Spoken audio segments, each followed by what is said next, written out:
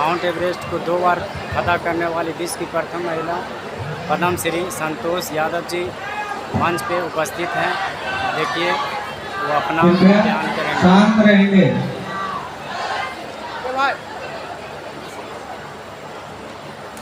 आज मैं नवादा जिले के बहुत खूबसूरत विद्यालय में मेरा प्रवेश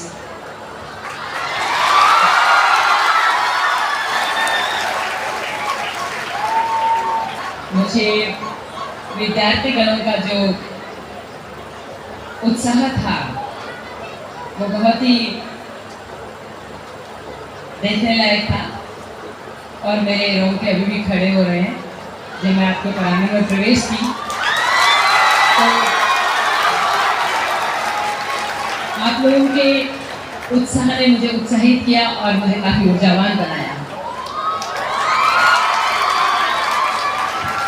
इसलिए मैं केवल विद्यार्थीगण नहीं बल्कि यहाँ के शिक्षकगण और आपके विशेषकर डॉक्टर साहब और शिक्षकगण के अलावा जो हमारी मूल रीढ़ की हड्डी होती है वो हमारे कर्मचारी विद्यालय के, उन सबका मैं ढेर सारा प्यार मिलता है। मैं बच्चों में प्यार दे सकती हूँ, मैं भाव दे सकती हूँ। अभी अभी आप लोगों को थोड़ा सा अलग लगा होगा कि कुछ पुष्प आए और साथ में एक स्मृति चिन्ह भी आया। मैं किसी भी कार्यक्रम में जाती हूँ तो मैं मना कर देती हूँ कि मैं ये नहीं लूँगी क्योंकि मेरी आवश्यकता नहीं है। आज मैं उस विषय पे बात करूँगी और अभी आप ध्यान से सुनेंगे। हम लोग आप लोग अंत में ताली बजा लीजिएगा, लेकिन अभी हम शांति से सुनेंगे। मैं कुछ आप लोगों से संवाद करना चाहूँगी क्योंकि पुष्प जो है हो सकता है आपके प्रांगण के होंगे, लेकिन आज पूरे भारत में ही नहीं पूरे विश्व में इसकी बहुत बड़ी इंडस्ट्री खड़ी हो गई है। और ये आज से नहीं, मैं बहुत वर्ष पहले से ही पुष्प मना करती थी क्योंकि इसके चारों तरफ तो प्लास्टिक भी होता है और पुष्प जब हम उगाते हैं अपने प्रांगण में अच्छे लगते हैं वो ठीक है, लेकिन इसका व्यापारीकरण मैं समझती हूँ कि कहीं ना कहीं हमारे पर्यावरण को हमारा वाटर लेवल को कम करेगा क्योंकि इसको उगाने में भी ज़्यादा पानी लगता है, उसके बाद उसको प्रिजर्व करने में भी पानी लगता है और देने के बाद क्या कुछ भी तो साइड में चला जाएगा। लेकिन यदि हम भाव से जुड़े तो वो पूरे ब्रह्मांड में आपके अकाउंट में चला जाएगा। मैं कहती हूँ जब मैं किसी कार्यक्रम में जाती हूँ कि एक लाइन में मेरा स्वागत कर दीजिए, वही काफी है क्योंकि चाहे स्मृति चिन्ह हो, ये सारी चीजें हैं, ये सभी चीजें जो है एक अनावश्यक है, एक भौतिकवाद है। मैं भौतिकवाद को खराब नहीं कहती हूँ, लेकिन अनावश्यक जो भौतिकवाद है वो ठीक नहीं है। वो हमारी पूरी ऊर्जा को ले चला जाता है, हमारे समय को ले चला जाता है, हमारे जो कंसंट्रेशन है वो खत्म हो जाता है। इसलिए खैर ये इस विषय की बात थी, लेकिन खेल दिवस के विषय में मैं अंत में बोलूँगी। मैं कुछ और बात कहना चाह रही हूँ यहाँ पर। प्रारब्ध पहले भयो जन्म पाछे यस अपयस जन्म मृत्यु लाभ हानि सभी हार। ये सनातन संस्कृति का एक बहुत ही मूल आधार विषय है। ये इसको समझना बहुत जरूरी है। मैं अभी हमारे पास में केमिस्ट्री के टीचर आप आए और जब मैं इनसे चर्चा करने लगी, इन्होंने कहा कि मैं केमिस्ट्री का टीचर हूँ। तो मैंने उनको छुपते ही कहा, और ये मैं अक्सर बात कहती हूँ, तो इसलिए जो 8 विषय के विद्यार्थी होंगे उसको डिमोरलाइज होने की जरूरत नहीं है। पर मैं जो सच्चाई बताने जा रही हूँ वो ये है कि हर बच्चे को, डॉक्टर साहब इस पर जरूर ध्यान दीजिएगा, हर बच्चे को, भारत का ही नहीं पूरे विश्व के हर बच्चे को विज्ञान पढ़ना चाहिए, संस्कृत पढ़नी चाहिए। बड़े ध्यान से सुनिएगा, विज्ञान पढ़ना चाहिए, संस्कृत पढ़ना चाहिए। हमारा मानव को, यदि मानव बच गया, पूरी सृष्टि के सभी जीव जंतु बच जाएंगे, पूरा व्यवस्थित हो जाएगा पर्यावरण। और मानव को अपने आप को बचाने के लिए ऐसे तो बहुत सारे विषय है, पर मुख्य विषय की बात जो मैं कहूँगी तो हर मानव को विज्ञान पढ़ना चाहिए, संस्कृत पढ़ना चाहिए। और हमारी जो वेशभूषा है, वस्त्र का विज्ञान को समझ के वस्त्र को सही से धारण करना चाहिए, भोजन के विज्ञान को समझ करके सही भोजन ग्रहण करना चाहिए। भाषा की जो मैंने बात कही है वो हमें चिंतन पैदा करती है, वो एक ध्वनि है। जब मैं संस्कृत भाषा की बात कह रही हूँ तो संस्कृत भाषा हमारे अलग अलग तरह के, जब हम उसका उच्चारण करते हैं उस ध्वनि से न्यूरोसेल्स डेवलप होते हैं। और ये दिव्य भाषा है, मृदुल भाषा है। हम कभी भी भाषा का प्रयोग करते हैं तो हमारे वैसे ही आकृति बनने लगती है, यानी कि हमारा शरीर, हमारा मन, हमारा चित्त उसी आकृति सही बनेगी, हम सही दिशा में जाएंगे। उसी प्रकार हमारा भोजन जो है वो हम क्या ग्रहण कर रहे हैं। आज मैं नॉनवेज की तो खैर बहुत दूर की बात है, लहसुन, प्याज, अदरक विद्यार्थी गणों किसी भी मानव को ग्रहण नहीं करना चाहिए। ये एक औषधि है, जब इसकी आवश्यकता है तो औषधि के रूप में आप उसको कच्चा ले, पका के नहीं ले, क्योंकि गैस पैदा करता है। मैंने एक उदाहरण दिया भोजन का। और उससे क्या होता है, जब गैस बनती है तो हमारा खून गाढ़ा होता है, ऑक्सीजन लेवल कम हो जाता है। इसलिए जो भी बच्चे लहसुन प्याज खाते हैं या टीचर्स या कोई भी, तो उनका एक्शन भी स्लो हो जाता है, क्योंकि ऑक्सीजन लेवल कम हुआ, एक्शन स्लो हो गया हमारा। और ये हमारी जो सोचने समझने की शक्ति है, विचारों की शक्ति, उसको धीमी करता है। कई बार लोग सोचते हैं कि हम लोग तो बहुत अच्छे नंबर लाते हैं, लहसुन प्याज खाते हैं, नॉनवेज खाते हैं, लेकिन आप उससे भी अच्छे हो सकते थे। वो कहीं ना कहीं आपके अशुद्धता का कारण बन जाता है। इसलिए कभी कभी देखें होंगे, जब हमारा कुछ विशेष अर्चना होती है, पूजा होती है, तो उस वक्त हम किसी भी मेडिसिन का सेवन नहीं करते। उसके पास एक कारण यही है कि हम अशुद्ध होते हैं, और अशुद्धता में क्या होता है कि हम अर्थ का अनर्थ निकालते हैं। मैं इसके एक उदाहरण, बहुत जीता जाता उदाहरण देती हूँ। जैसे कि किसी ने परमाणु का आविष्कार किया, हाँ? उस परमाणु से बम का आविष्कार हुआ, उसी परमाणु से बिजली बनाने का काम हुआ। तो एक वैज्ञानिक जो है वो अगर अपने पांचों तत्वों की शुद्धता में जाएगा, कि मानव का जो है उद्देश्य हमारा स्वस्थ रहना होना चाहिए, उसका स्वभाव है खोज करना। यदि ये पंच तत्वों की शुद्धता में चला जाता है तो वह स्वस्थ रहेगा। तो जब मानव स्वस्थ रहेगा तो स्वस्थ खोज करेगा। इसी तरीके से आज वैज्ञानिक हो या अन्य कोई भी जो खोज कर रहे हैं, तो जो भी ऐसी खोज है जो मानव को एक डिस्ट्रक्शन की ओर ले जा रही है, आज भारत ही नहीं पूरे पृथ्वी जगत का सभी मानव भयभीत है उस परमाणु से। उसका कारण यही है कि किसी ने भी साइंटिस्ट ने, वो पता नहीं किस देश का था, कहाँ का था,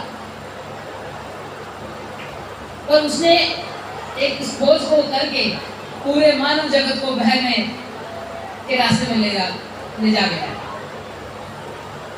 इसीलिए हमें सबसे पहले इंजीनियर बनना, डॉक्टर बनना, ये हमारा स्वभाव है, खोज करना। लेकिन सबसे पहले मैं विद्यार्थीगणों से आपसे आग्रह करूंगी, आप स्वस्थ रहने की बात कहें। सबसे पहले अपने आप को स्वस्थ रखें कि मुझे स्वस्थ रखना है तो मुझे क्या ग्रहण करना है, केवल भोजन के रूप में ही नहीं बल्कि वस्त्र के रूप में भी। ये बहुत बड़ा विज्ञान है वस्त्र का। मैं आज बहुत सच्चाई से अवगत कराना चाहूँगी और मैं चाहूँगी कि आपके जो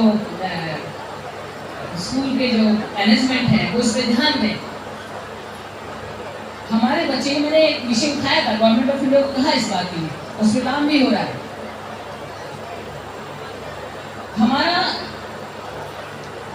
देखिए, बेल्ट बांधते बच्चे, स्कर्ट नहीं होना चाहिए। इसलिए नहीं कि लड़कों को पैंट नहीं पहनना चाहिए क्योंकि वो बेल्ट बांधते हैं, लड़कियां बेल्ट बांधती है, चाहे वो पैंट हो चाहे कमीज कुछ भी हो। इसके पीछे आपने अपने जो जुपिटर है, ये जो नाभि है, ये यहीं से हमारी माँ हमको पोषण करती है जब बच्चा गर्भ में होता है, और ये हमारा मदर हिस्सा है, ये बहुत इम्पोर्टेंट है। हम जब इसको बांध देते हैं तो हम कहते बुद्धि यहाँ पर है, नहीं, हमारा जो श्वास है उसका आधार यही है। अगर इसको हमने बांध दिया तो हमारा बुद्धि बन गया, हमारे सोचने समझने की शक्ति बहुत कम हो जाती है। इसलिए इसको हमें फ्री छोड़ना है। अब मैंने साड़ी पहना था, ये बहुत ढीला है, बंधा हुआ नहीं, तो ये बहुत बड़ा। अब टाई है, इतनी गर्मी में टाई लगाने की क्या जरूरत है, ये अनावश्यक है। बेल्ट है, ये अनावश्यक है। तो हमारे देश में नहीं, पूरे विश्व में देखिए, आज मैं शिक्षित रोजाना आप लोग देखे करती हूँ। ऐसा नहीं है कि ये मैनेजमेंट की गलती है, ऐसा नहीं है ये, क्योंकि ये बात मैं भी रोजाना कोई ना बीच रोजाना सीखती हूँ, आप लोगों से मैं सीखती हूँ। तो ये एक पूरे भारत में देखेंगे कम से कम आज 35 से 40 करोड़ बच्चे होंगे, पढ़ते होंगे, विद्यार्थी होंगे।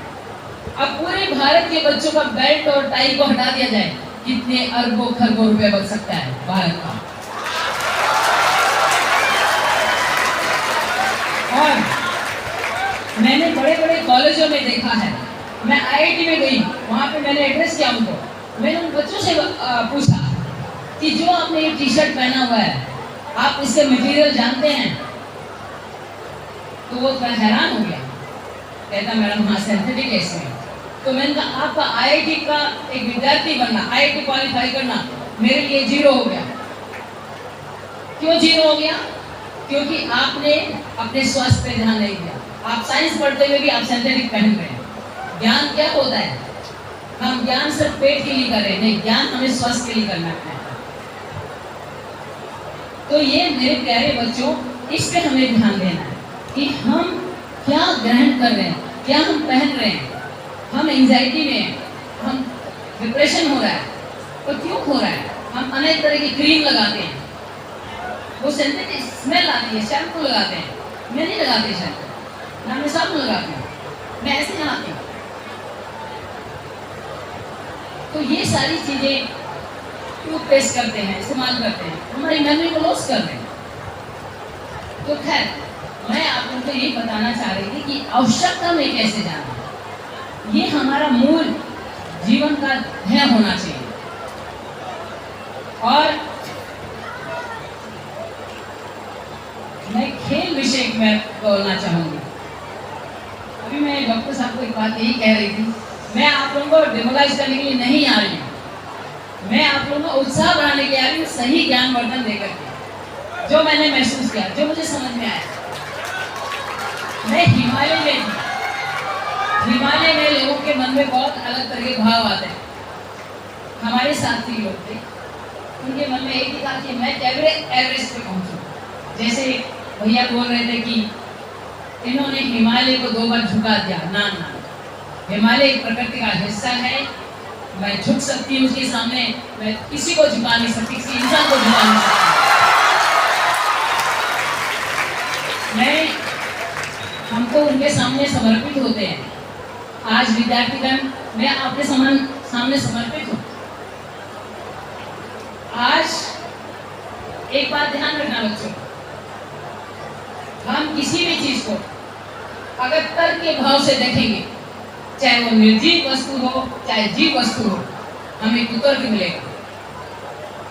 यदि हम किसी भी विषय को श्रद्धा और विश्वास के साथ में जाएंगे, हमें समाधान मिलेगा, हमें हल मिलेगा उसका। यदि आपको ज्ञान चाहिए तो हमें समर्पण भाव से पेश आना होगा, चाहे ये फ्लावर हो चाहे एक पंखा क्यों ना हो। इसको अगर एक समर्पित भाव से देखेंगे तो आपको एक ज्ञान दे देगा।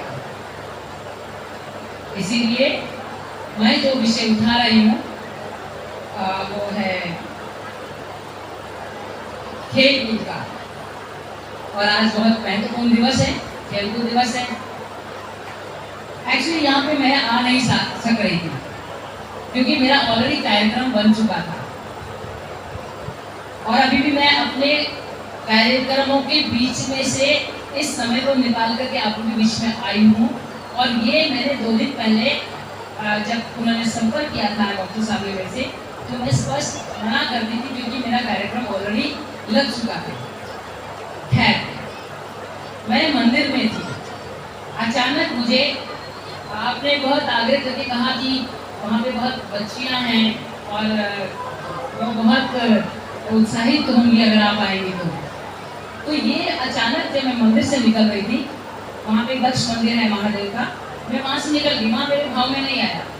मैं उस दिन माँ दुर्गा के मंदिर, सीता माता मंदिर जहाँ पे उनका जन्म स्थली है, तो मैं वहाँ से बगल में ही हूँ, वहाँ से दर्शन आते करके निकली ऐसे, तो अचानक आपका चेहरा मेरे सामने आया और उनके जो शब्द वो आए और फिर बच्चियों का वो आया कि इतनी सारी बच्चियाँ। फिर मैंने आके घर पे इनसे संपर्क किया और मैंने जो भी यह कार्यक्रम का एडजस्ट किया। और तो आज मुझे अभी समझ में आ रहा है कि मुझे यहाँ क्यों बुलाया गया, क्योंकि केवल उत्साह मैं और आप दोनों नहीं होंगे केवल, बल्कि इसके पीछे आज जैसे खेल दिवस है, मैं जब पर्वतारोहण कर रही थी, मुझे लोगों ने कहा मेडिकली अनफिट है, ये कैसे क्लाइंब करें।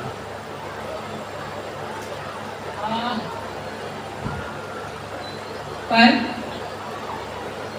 ईश्वर को कुछ मंजूर था, मेरी सोच विचार अलग थे। जब मैं हिमालय में गई बाकी के क्लाइंबर के साथ में, तो मेरे मन में एक भाव होता था कि मैं उस हिमालय को समझने की कोशिश कर रही हूँ। मेरा समर्पण भाव था, मैं ज्ञान को प्राप्त करना चाहती थी।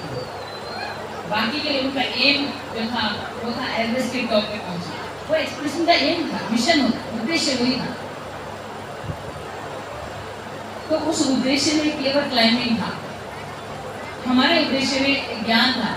लेकिन ज्ञान के साथ साथ में जब ईश्वर ये देखता है कि ज्ञान है और इसके अंदर कोई मन में, आपके मन में जब उद्देश्य को प्राप्ति होती है तो कई बार क्या होता है, डर पैदा होता है, लालच होता है,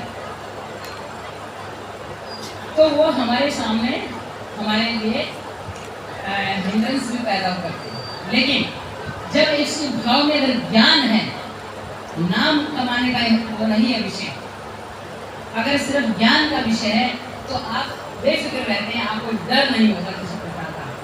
आपको सिर्फ आप अपने उसमें जिज्ञासा में खो जाते हैं, तो आपकी ऊर्जा बनी रहती है, क्योंकि सारा कुछ तो मानव भाव प्रधान है, भाव से सब कुछ है। जब भाव में डर आ गया तो हमारा खून गाढ़ा हो जाएगा और हमारी ऊर्जा चली जाती है। यदि जिसके भाव में डर नहीं है तो वह बहुत, उसके अंदर काफ़ी शक्ति होती है, उसके अंदर काफ़ी ऊर्जा होती है, ऊर्जावान होता है। तो इसी तरीके से हम जो भी है क्लाइंब कर पाए। अब खेल का जो विषय है, मुझे एक बात समझ में आने लगी, जब मैं खुद एक पुलिस अधिकारी रही और जब मैं उनके साथ में कमांडो किया, मैंने दौड़ती थी, तो मैं कहीं ना कहीं दौड़ने के बाद मुझे कहीं ना कहीं एक ऊर्जा मेरी कम हो रही है, ऐसा मुझे एहसास होता था। ये विज्ञान आप बताइए जरूर से कि ये विज्ञान है। जब हम दौड़ते हैं तो हम एक पल भर के लिए दौड़ करके किसी एक चीज़ को पा तो रहे हैं, लेकिन उसके पीछे क्या एक बहुत बड़ा दुर्घटना छिपी होती है। मैं खेल कूद की जगह हमारी जो सनातन संस्कृति की जो मूल विषय है वो है योग। योग से क्या है, आप चेतना को जागृत कर सकते हैं। खेल कूद से सिर्फ मेडल पा सकते हैं। यदि आपको मेडल नहीं मिला तो आप हताहत हो जाते हैं, आप कई तरह से डिमोरलाइज हो जाते हैं। मैं क्षमा चाहूंगी, मैं सच बोल रही हूँ, क्योंकि हमारा जितना हम सच बोलेंगे उतना ही हम निडर होंगे और हमारी चेतना जागृत, हम खुश रहेंगे। ये मैंने कई जगह कहा इस बात को, और लोगों ने ये एक्सेप्ट किया कि हाँ, क्योंकि आज खेल कूद से जितना प्रेशर आता है एक मेडल पाने के लिए, जबरदस्त मेडल पाने के लिए प्रेशर आता है, तो जब बच्चा प्रेशर में होता है तो क्या है, कुछ पल भर के लिए तो वो मेडल जीत जाता है, लेकिन मेडल जीतने के बाद उसके न्यूरोसेल्स क्यों भाव है ना डॉक्टर साहब। मैंने कई बार ऐसे स्पोर्ट्स हैं जो बॉक्सिंग खेलने वाले हैं, मैंने उनको एक बार पूछा, मैं नहीं जाऊँगी बॉक्सिंग कार्यक्रम में, फिर नहीं, मैं कल ईश्वर ने मुझे जाने के कहा है, कुछ तो कारण होगा। फिर मैं विचार कर रही थी, जो मुझे खेलते हुए देख रही थी, एक दूसरे एग्रेशन में थे, जैसे पहलवान लोग भी होते हैं, एग्रेशन होता है उनका। तो क्या होता है, उस वक्त के लिए क्रोध आ रहा होता है, तो क्रोध से क्या होता है, हमारे कहीं ना कहीं हमारे न्यूरोसिस, हमारी बॉडी में हार्मोनल इफेक्ट होता है और डिसऑर्डर होता है। ये बात जानते हैं ना।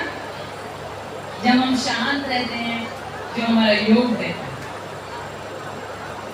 तो आप, और योग क्या है, कहाँ से शुरुआत हुआ, हिमालय से।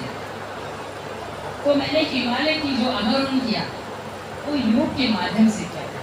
योग मैंने सीखा नहीं था, योग मैंने बाद में सीखा, लेकिन मैंने जब देखा कि योग और हिमालय का कितना बड़ा गहरा संबंध है, इसीलिए खेल कूद अगर करना भी है आप लोगों को, तो उसमें अपनी एनर्जी को, हमारी सांस लिमिटेड है, हमारी जो सांसें हैं ना वो ईश्वर ने लिमिटेड लेके भेजी हुई है हर एक की। तो हम जितना ज़्यादा सांस लेंगे, ध्यान की अवस्था क्या है, वो अपनी सांस को, हाँ, अपने सांस का कंजर्व करने के लिए, हमारी सांस को कितना हम लोग उसको बचा सकें। तो इसलिए डॉक्टर साहब, शायद मैं खेल के विपरीत आज का जो दिवस है वो हम किसी चीज़ को सुधार की ओर ले जाए। क्यों? मैं मानव कल्याण की बात सोचती हूँ हर बार कि उसका कल्याण कैसे हो। इसलिए मैं क्षमा चाहूँगी, तो जो खेल खिलाड़ी हैं उनके अगर दिल को ठेस पहुँची हो कि हम लोग तो इतना मेडल जीतते हैं, मैडम ने आज क्या बात कह दी, क्योंकि अगर मैं सच नहीं बोल के जाती तो मैं, क्योंकि खेल दिवस में आई हूँ, तो मैं अपने आप को बहुत ज़्यादा ये कसूरवार ठहराती और ये मेरा एक प्रारब्ध बन जाता। तो इसीलिए प्रारब्ध क्या है, जो हमने किया हुआ कर्म है, एक्शन रिएक्शन, हमने कुछ किया उसका तुरंत उसका रिजल्ट, वही प्रारब्ध है। इसलिए मेरे प्यारे बच्चों, आप लोगों से मैं आग्रह करूंगी कि विज्ञान पढ़े। जब विज्ञान पढ़ेंगे तो आपके शरीर में क्या हलचल हो रही है उसको समझ पाएंगे, इस पूरे ब्रह्मांड में क्या हलचल हो रही है उसको समझ पाएंगे। और संस्कृत जरूर पढ़ें, बाद में पॉलिटिकल साइंस पढ़ें, फिलोसफी पढ़ें,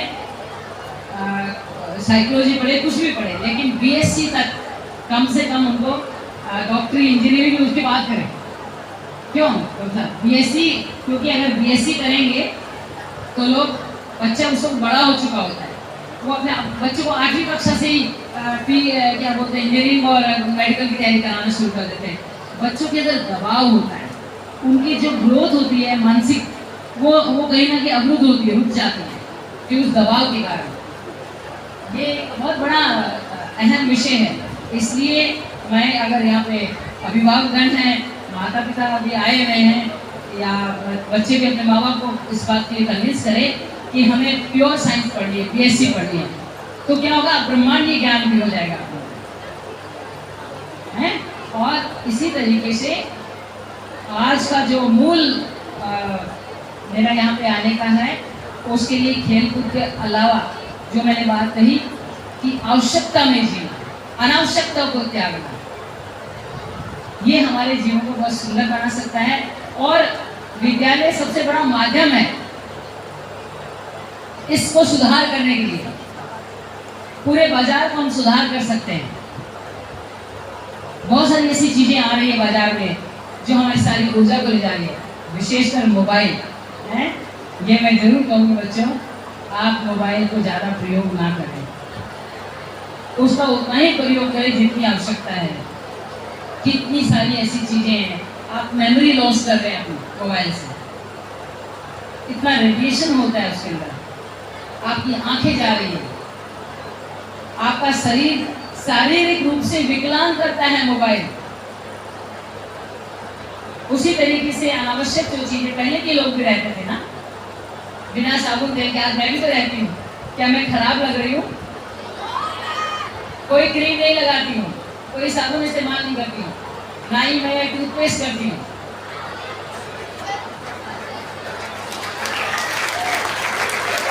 हम जितने प्राकृतिक रूप से रहेंगे उतना ही हम इस शरीर को जो ईश्वर ने दिया है इसको बहुत सुंदर से रखेंगे। और अंत में एक बात कहूंगी, आपन तेज समारो आपे, तीनों लोग हाँकते कापे। वो क्या है? तेज। हमारा सबका तेज है, हमारे अंदर सब में तेज है, लेकिन उस तेज को हमने क्या किया है? अनावश्यक चीजों से ढक दिया है। आत्मा शुद्ध होती है, सदैव तेज होती है, उसका प्रकाश सदैव होता है। सूर्य के प्रकाश को कोई कम कर सकता है? नहीं ना, वैसे का वैसा है। बादल आए, ढक लिया, तो कुछ समय के लिए सूर्य का प्रकाश कम हो गया। उसी तरीके से हमारे अंदर जो झूठ बोलने की प्रवृत्ति है, या लालच की प्रवृत्ति है, या हम भय से, मोह से, कई अलग तरह की अनावश्यक चीज़ें, भौतिकवाद, अनावश्यक तिलों में है, पता नहीं क्या क्या चीज़ें, इनसे हमारी जो चेतना है, जो तेज है, उसको हम ढक लेते हैं और हमें ये नहीं पता चलता हमें क्या करना चाहिए, क्या नहीं करना चाहिए। अपनी चेतना को जागृत करना है, आवश्यकता में जीकर, क्योंकि ये मैंने केवल किताबों में नहीं पढ़ा है, ये मैंने अनुभव किया है। मैं जब आपके जैसे स्कूल में पढ़ती थी, कॉलेज में पढ़ती थी, मात्र मेरे पास, और आज भी मात्र मेरे पास पहले 2 ही ड्रेस थी। फिर बारिश आ गई, सर्दियाँ भी, तो मैंने सोची ये ड्रेस सूखेगा नहीं, तो तीसरी ड्रेस खरीदनी पड़ी। एक किताब थी मेरे पास और एक रजिस्टर होता था, बाकी मेरा कमरा खाली। और किताब भी मैंने अपनी किताबों का पैसा माउंटेनिंग में जमा करा दिया, फीस। और जो लाइब्रेरी से किताब लेके आती थी, उस लाइब्रेरी की किताब को मैं पूरा पढ़ लेती थी, नोट्स बनाती थी, रजिस्टर में लिखती थी, उसके बाद उसको जमा करा के दूसरी किताब लाती थी, रजिस्टर बनाती थी। तो हम लिखने से भी हमारे बहुत सारा बुद्धि हमारी बहुत कार्य करती है, बहुत अच्छा होता है लिखने से। आज बच्चे लिखते नहीं है, मुझे लगता है सिर्फ मोबाइल से सब पढ़ते हैं, वो पढ़ते हैं भूल जाते हैं, क्या पढ़ा पता नहीं चलता। इसलिए इस सुधार करने की आवश्यकता है। तो शायद सब लोगों को लग रहा होगा कि मैडम का इतना बड़ा नाम है, नाम को मत देखो। मैं अपने बच्चों को भी कई बार कहती समझाती हूँ कि वो दिन मैं भूलता नहीं। आज में सवेरे कुछ ने कुछ पूछा मुझसे, तो मैंने बताया जब मैं हिमालय में थी, हम लोग क्लाइंब कर रहे थे, बेस कैंप पहुँचने के लिए हमें 15 दिन तक लगातार, हालांकि बेस कैंप पहुँचने के बाद वहाँ पे भी हमें बहुत ज़्यादा चलना पड़ता था, टेक्निकल क्लाइंब करनी पड़ती थी, और वहाँ एक दिन का रेस्ट और एक दिन क्लाइंब होता था। लेकिन यहाँ पर 15 दिन तक जब तक हम बेस कैंप नहीं पहुँचे, तब तक हमें रोजाना 3 बजे उठना पड़ता था, 4 बजे हम मूव कर जाते थे और लगातार पूरे दिन भर चलते थे, 12 घंटा, 14 घंटा, 8 घंटा, मतलब हर दिन इतने घंटे हमें चलना पड़ता था पैदल। तो काफ़ी और चलना ऐसे नॉर्मल रोड पे नहीं, बिल्कुल ऊंची चढ़ाई, बहुत ऊंचे चढ़ गए, फिर नीचे आ गए, फिर ऊंचे चढ़ गए। तो इसलिए वहाँ पे पहाड़ों की चढ़ाई एक अलग बहुत कठिनदायक होती है, पर बहुत रोमांचित भी होती है, क्योंकि बहुत सुंदर वहाँ पे दृश्य होते हैं। तो इसी तरीके से वो इतनी -50 टेम्परेचर में रहना, इतनी ठंड में, और जब मौसम ठीक हो जाता है, हवा नहीं चलती, वही बर्फ़ की जो इतनी तेज़ होता है उसके अंदर कि हमें एक टी शर्ट पहनने की भी सोचते हैं कि इसको अभी हटा दें, इतनी गर्मी लगने लगती है। तो एक बात ध्यान आती है मुझे, हे हिमालय तेरे कितने रूप, छन छन में तू बदले अपने रूप। हे हिमालय तेरे कितने रूप, छन छन में तू बदले अपने रूप। कभी तो तू इतना सुंदर लगता है, कभी तू इतना भयानक। हे हिमालय तेरे कितने रूप, छन छन में बदले अपने रूप। अभी अभी तो आसमान में तारे जगमगा रहे थे, और अभी अभी बिजली की गड़गड़ाहट। हे हिमालय तेरे कितने रूप, छन छन में तू बदले अपने रूप। अभी अभी तो ये धूप खिली थी, और अभी अभी बर्फ की बौछार। हे हिमालय तेरे कितने रूप, छन छन में तू बदले अपने रूप। कभी तो तू इतना सुंदर लगता है, कभी तू इतना भयानक। क्योंकि जब हिमालय में मौसम जब खराब होता था, तूफान उठते थे, साइक्लोन उठता था, तो ऐसा लगता था कि माँ ने तो मना किया था, हम क्यों आ गए ऐसे तूफान में। लेकिन जब वह मौसम साफ होता था, तो इतना खूबसूरत दृश्य हो जाता था, ऐसा लगता था इससे बढ़िया दुनिया है ही नहीं। इतना स्वर्ग एकदम ऐसा लगता था कि जैसे वेरी बहुत ही अलोरिंग वो सीन होता था। तो इसी तरीके से हम कभी कभी वो आसमान में इतने तारे दिखते थे कि हमें रात को आसमान कम दिखाई देता था, तारे पूरा आकाश इतना सुंदर दिखता था।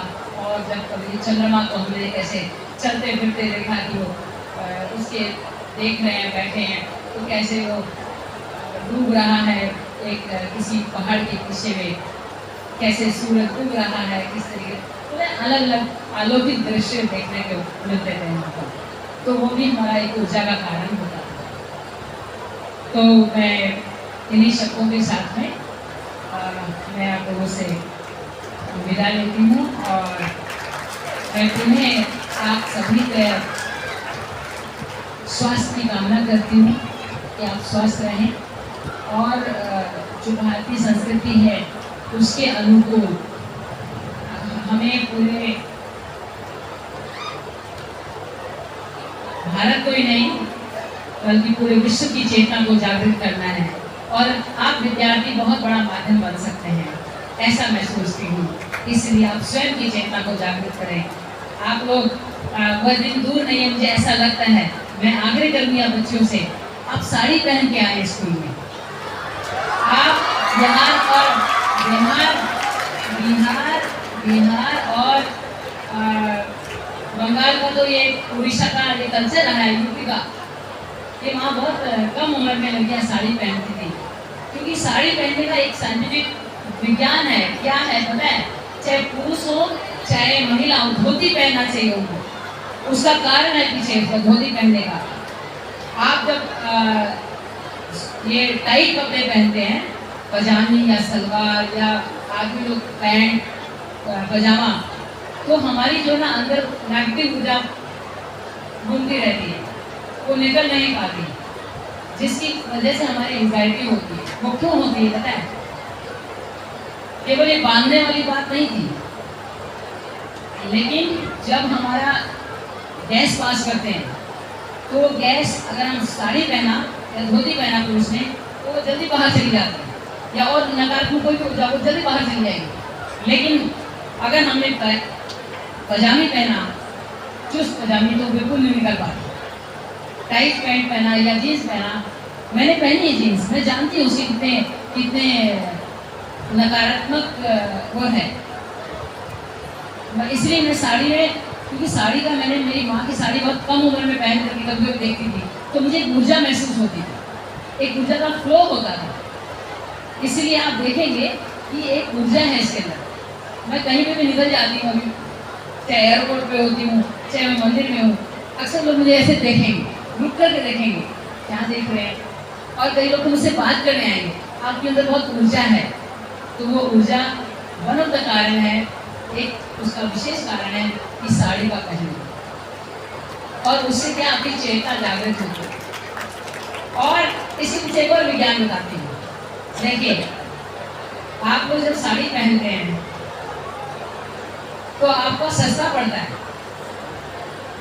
आप सूट को सिलाने जाते हैं तो उसके एक अलग चार्ज देने पड़ते हैं। कोई भी ड्रेस सिलाने जाएंगे उसके चार्ज देने पड़ते हैं। और साथ में सिला हुआ वस्त्र बंधा हुआ होता है, उससे गर्मी लगती है। आपको पता है, मैं मई के महीने में बिना पंखा चलाए बैठी रहती हूँ, मुझे गर्मी नहीं लगती, नहीं मुझे सर्दी लगती। मैं हरिद्वार में जनवरी फरवरी में कितनी ठंड होती है, गंगोत्री जी में -8 टेम्परेचर में मैं गंगा जी स्नान करके आ जाता हूँ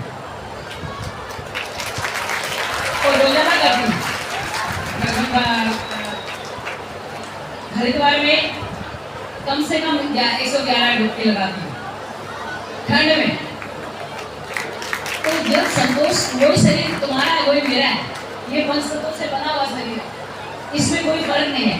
फर्क है हमारे स्टेट ऑफ माइंड का फर्क है, हमारे भाव का फर्क है, हमारे गलत। कई बार लोग कहते हैं कि मैंने जीन्स पहन लिया तो क्या हो गया, मैं तो गलत आचरण है।